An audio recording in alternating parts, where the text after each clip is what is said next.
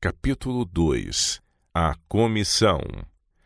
É propósito de Deus que seu povo seja um povo santificado, purificado, santo, comunicando luz a todos os que se acham em seu redor. É seu desejo que, exemplificando em sua vida a verdade, seja um louvor na terra. A graça de Cristo é suficiente para efetuar isso. Lembre o povo de Deus, porém, que unicamente crendo e executando os princípios do Evangelho, poderá ele torná-los um louvor na terra. Unicamente usando no serviço de Deus a capacidade que ele lhes concedeu, fruirão a plenitude e poder da promessa sobre que a Igreja foi chamada a ficar de pé. Se os que professam crer em Cristo como seu Salvador só atingirem a norma baixa da medida mundana, a Igreja deixará de produzir a colheita farta que Deus espera. Achado em falta, Daniel 5:27, será escrito em seu registro. A comissão que Cristo deu aos discípulos justamente antes de sua ascensão é o grande objetivo missionário de seu reino.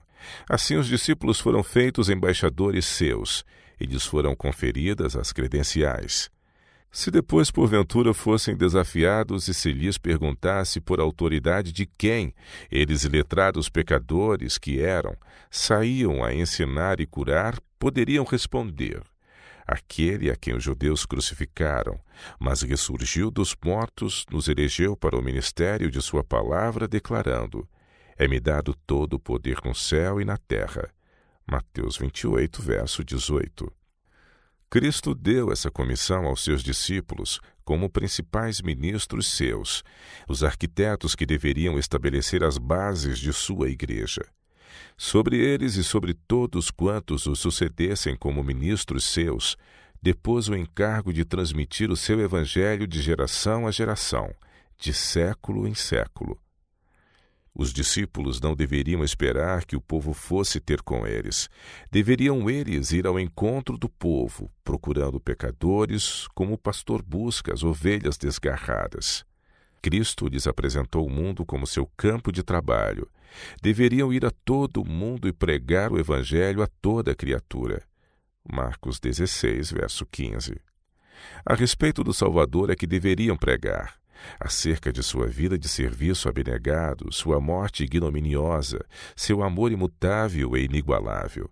Seu nome deveria ser-lhes a senha, o vínculo de união. Em seu nome deveriam vencer as fortalezas do pecado. A fé em seu nome deveria destacá-los como cristãos. Dando aos discípulos ainda outras instruções, disse Cristo: recebereis a virtude do Espírito Santo, que há de vir sobre vós, e ser-me-eis testemunhas tanto em Jerusalém como em toda a Judéia e Samaria e até aos confins da terra.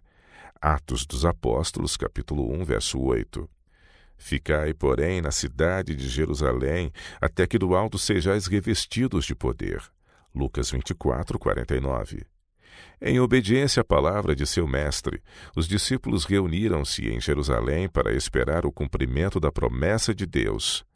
Aí passaram 10 dias, dias de profundo exame de coração. Puseram de lado todas as divergências e uniram-se estreitamente em comunhão cristã. Ao fim dos 10 dias cumpriu o Senhor sua promessa por meio de um maravilhoso derramamento de seu Espírito. De repente veio do céu um som, como de um vento veemente e impetuoso, e encheu toda a casa em que estavam assentados. E foram vistas por eles línguas repartidas como que de fogo, as quais pousaram sobre cada um deles. E todos foram cheios do Espírito Santo e começaram a falar noutras línguas, conforme o Espírito Santo lhes concedia que falassem. Naquele dia agregaram-se quase 3.000 almas. Atos dos Apóstolos, capítulo 2, versos de 2 a 4 e 41. E eles, tendo partido, pregaram por todas as partes, cooperando com eles o Senhor e confirmando a palavra com os sinais que se seguiram. Marcos 16, verso 20. A despeito da feroz perseguição que os discípulos sofreram, dentro de breve intervalo de tempo, o evangelho do reino fora proclamado a todas as partes habitadas da terra. A comissão dada aos discípulos é também repassada a nós. Hoje, como naquele tempo, um Salvador crucificado e ressurgido deve ser exaltado perante os que no mundo se acham sem Deus e sem esperança. O Senhor chama pastores, professores e evangelistas. Porta a porta devem seus servos proclamar a mensagem da salvação. A toda nação, tribo, língua e povo devem ser levadas as boas novas do perdão de Cristo.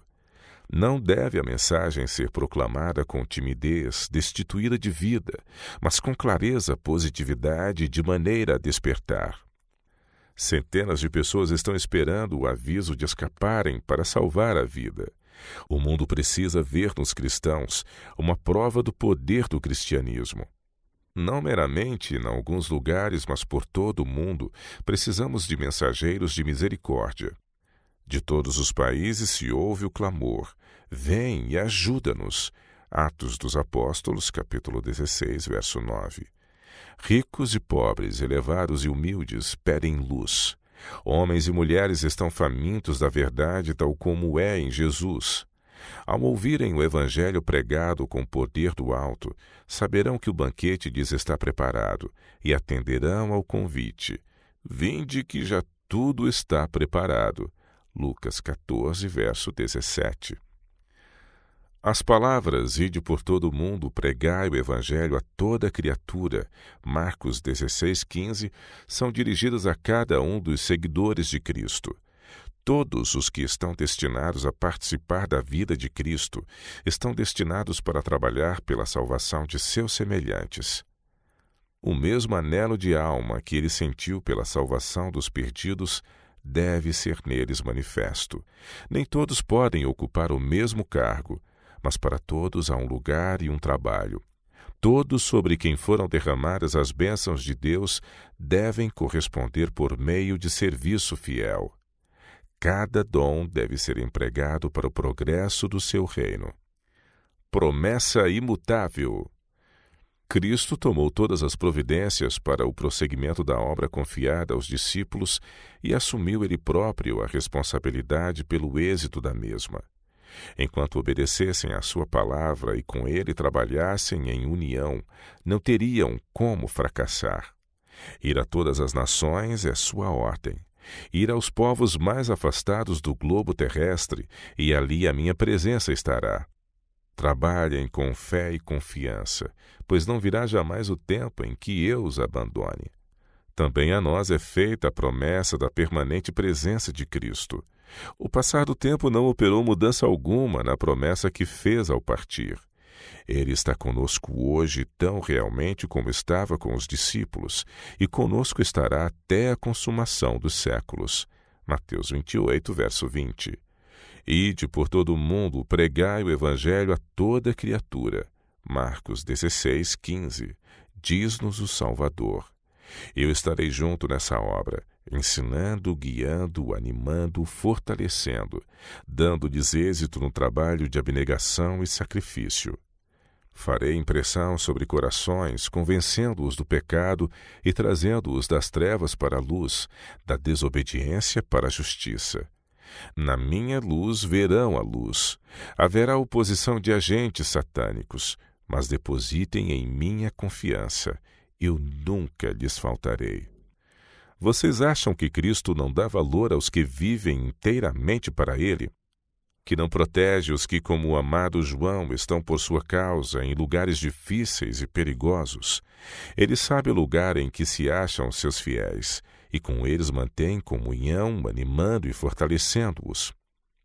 Os anjos de Deus, magníficos em poder, são enviados por Deus para auxiliar seus obreiros humanos que estão falando da verdade aos que não a conhecem. Ao ministro do Evangelho de Deus deu o trabalho de guiar a Cristo os que se desviaram do caminho estreito. Deve ele ser sábio e sério em seus esforços. Ao término de cada ano, deve ele ser capaz de olhar para trás e ver pessoas salvas como resultado de seu trabalho. Alguns deve ele salvar com temor, arrebatando-os do fogo, aborrecendo até a roupa manchada da carne, retendo firme a fiel palavra que é conforme a doutrina. Judas 23, Tito capítulo 1, verso 9. A recomendação de Paulo a Timóteo vem aos ministros de hoje. Conjuro-te, pois, diante de Deus e do Senhor Jesus Cristo, pregues a palavra, instes a tempo e fora de tempo, redargue-as, repreendas, exortes com toda longanimidade e doutrina. 2 Timóteo capítulo 4, versos 1 e 2. Mas não é só sobre os que pregam a palavra que Deus colocou a responsabilidade de salvar os pecadores. Ele deu esse trabalho a todos. Nosso coração deve estar tão repleto do amor de Cristo que nossas palavras de ações de graça aquecerão outros corações. Essa é a obra que todos podem executar, e o Senhor a aceita como oferecida a Ele. Ele torna eficaz tal serviço, compartilhando com o sincero obreiro a graça que reconcilia o homem com Deus. Possa o Senhor ajudar seu povo a perceber que há trabalho genuíno para ser feito. Possa Ele ajudá-los a se lembrarem de que em casa, na igreja e no mundo, eles devem praticar as obras de Cristo. Eles não serão deixados a trabalhar sozinhos. Os anjos são seus ajudadores. E Cristo é o seu ajudador. Que trabalhem, então, fiel e incansavelmente. No devido tempo colherão eles, se não desfalecerem. O peregrino cristão não se rende ao desejo de descansar. Ele avança continuamente enquanto dizendo: a noite é passada e o dia é chegado. Romanos 13, verso 12. Este é o seu lema. Não que já a tenha alcançado ou que seja perfeito, mas prossigo para alcançar. Não julgo que o haja alcançado, mas uma coisa faço, e é que, esquecendo-me das coisas que atrás ficam e avançando para as que estão diante de mim, prossigo para o alvo, pelo prêmio da soberana vocação de Deus em Cristo Jesus. Filipenses capítulo 3, versos de 12 a 14.